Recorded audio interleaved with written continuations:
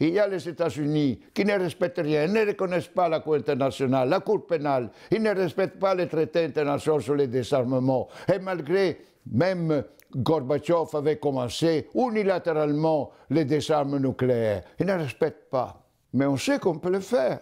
On sait qu'il y a ces traités.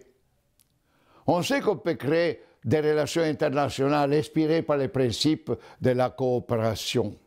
Et les principes de la coopération ne sont pas artificiels. Ils font partie des relations humaines. La coopération est intrinsèque aux êtres humains également.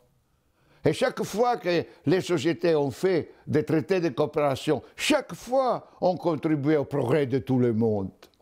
C'est dans la coopération qu'on avance. Ce n'est pas parce qu'on devient fort, puissant, conquérant, dominateur, colonialiste, etc., qu'on devient plus riche. Pas du tout. Ça fait 100 ans que les États-Unis prêchent l'inévitabilité de la guerre en disant, comme les Romains disaient, que si tu veux la paix, prépare la guerre. Et ils n'ont fait que ça.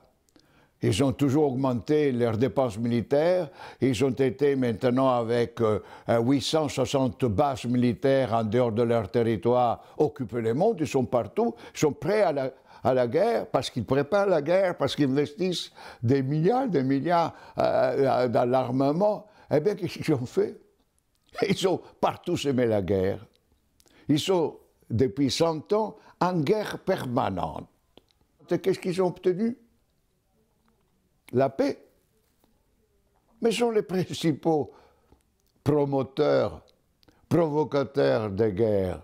Encore une fois, aujourd'hui, la guerre en Ukraine, comme le génocide des Palestiniens, et comme l'ignorance dans laquelle, la non-attention dans laquelle on maintient le continent africain, tout ce qui se passe comme guerre, extermination en Afrique, ça compte rien parce que ça ne nous touche pas, eh bien, c'est quoi ça?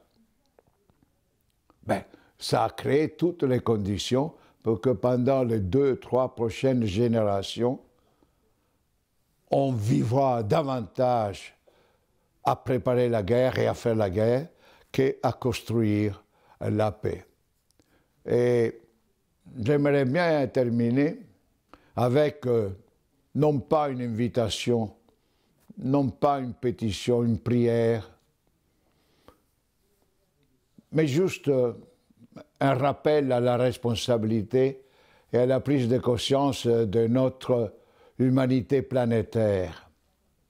Il n'y a pas de futur humain planétaire dans un contexte, dans ce système qui a fait de préparer la guerre pour obtenir la paix, la base fondamentale de sa stratégie. Il n'y en aura pas. Et les jeunes, comme nous, les vieux, ont la responsabilité.